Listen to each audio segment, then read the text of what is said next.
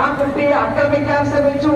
കുട്ടി അതിനെ ചെറുത്തു. കൊച്ചുകുട്ടിയാണെങ്കിലും ചെറുത്തപ്പോഴാണ് അതിനെ കൊന്ന് വലിച്ചെറിഞ്ഞത്. ഓർക്കുക നിങ്ങൾ, ഒരു പ്രിൻസിപ്പിൾ അത്രമാത്രം മൃഗീയമായി നമ്മൾ ചിന്തിക്കുന്ന ഒരു കാലഘട്ടത്തിൽ നമ്മൾ ജീവിക്കുന്നു.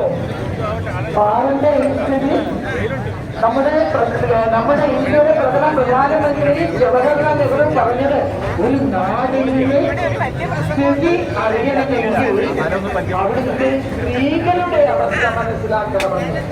ഇത് വെറും വാക്കല്ല. സ്ത്രീ ഒട്ടും പിന്നിലല്ല. ഇവിടെ സൂചിപ്പിച്ചു, എവിടെയാണ് ഈ സ്ത്രീ എത്തേണ്ടത്? എല്ലാ തലങ്ങളിലും സ്ത്രീ എത്തിക്കഴിഞ്ഞെങ്കിൽ ബഹിരാകാശത്ത് മാത്രമാണോ?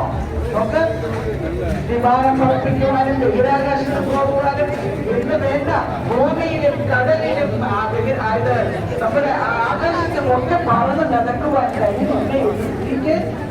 ഭരണ സംവിധാനത്തിൽ കഴിയുന്ന സ്ത്രീക്ക് ആ സ്ത്രീയെ മാനിക്കുവാൻ സമൂഹം തയ്യാറാവണം.